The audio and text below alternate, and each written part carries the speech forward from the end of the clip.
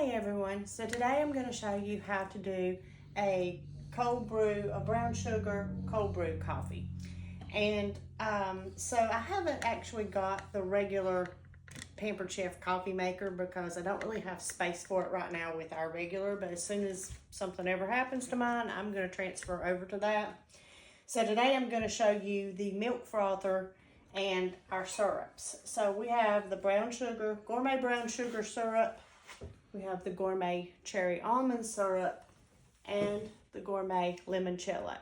Now, I have used the limoncello before, not for coffee, but and I have plans for the cherry almond. I think that would be great to make a cake and poke holes in it and drizzle over, and then maybe add a little bit to your frosting to go on top. Sounds great to me anyway. But today we're doing the coffee. So I have the old cold brew maker, and I didn't get that out to show you, but I went ahead and put my cold brew coffee in. And what that does is it has a thing in the middle that you can put your cold brew coffee grounds in, and you just put it in the fridge with your water and let it set overnight, and by morning you have your coffee, and it's less acidic and a little easier on the stomach. So I do have the new one on order because I like the looks of it a little better. It looks to be a little bit bigger. And it also has a rubber bottom, so I don't think with it being glass, it would be so easy to break. I was always afraid of that with the other one, but I've tried to be very careful with it. So, anyway, we are going to work on doing the milk frother thing here. So it has a little whisk feature in the bottom. It's just a little tiny whisk, and it fits on this little black piece in the bottom. There we go. Got that in there. We're going to use half a cup of milk, or it says milk alternative. Now, I have read that they say regular full flavor milk does a little bit better, but I have seen some things where they've used oat milk or soy milk, or that almond milk, something like that.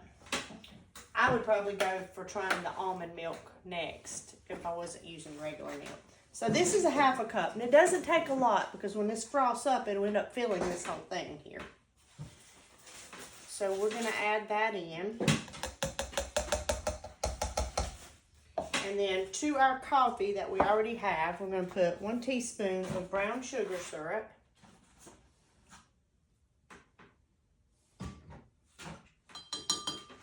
And then I'm going to add a teaspoon of that into here. Now, it really doesn't recommend using a lot of heavy syrups with the frother.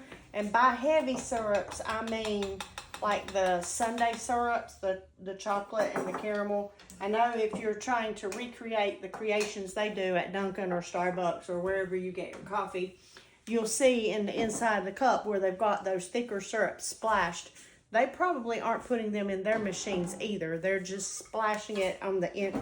You could hold your cup maybe sideways and just drizzle it in and turn it and give it that little extra oomph. Or you could even, if you were using a hot coffee, you could put that in the bottom of your coffee cup and let it brew over it and then stir it.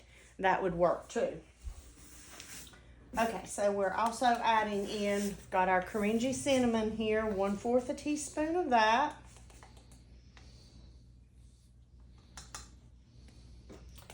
And I think your main thing is you're going to keep your flavor profile similar for this stuff. So I don't think you would, if you're doing a chocolate coffee, you're going to want to do something that's going to kind of give it that similar flavor with the cream part. So we're just going to put this on. I've already plugged it up, and we're going to hit this middle button to turn it on. Okay, and there we go. So this is hot. The next one is, this is high foam, this is low foam. This is just hot coffee, so you could do hot chocolate in here. And then the one with the snowflake is cold foam, which is what we're doing today. So we are just going to leave that. Don't think I have to hit that a second time.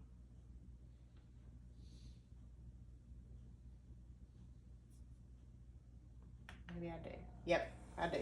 Okay, and it's whipping there. It's foaming around.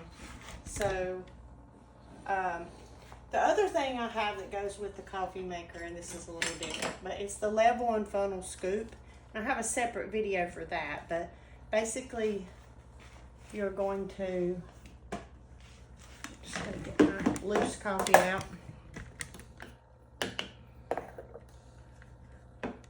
It's just a regular scoop with this attachment.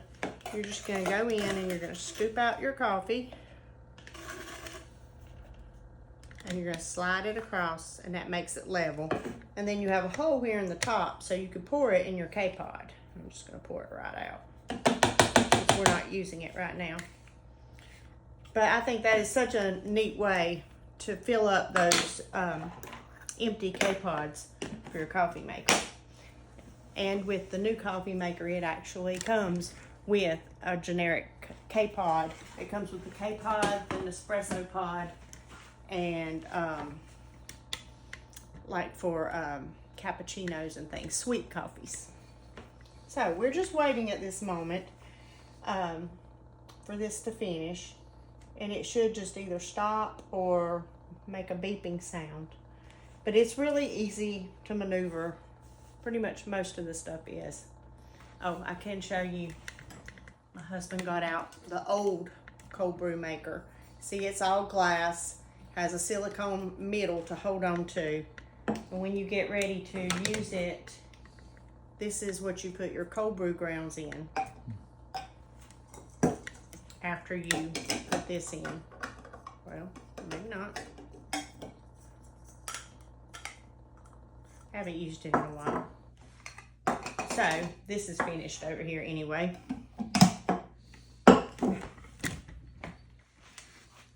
So we're just gonna lift our lid and we're gonna pour our cream right over the top, just however much you want. I like more coffee than cream in mine. And you can see it goes through the coffee and blends together on its own. And that's the brown sugar cold brew coffee. Thanks a lot, guys. Have a good evening. Bye-bye.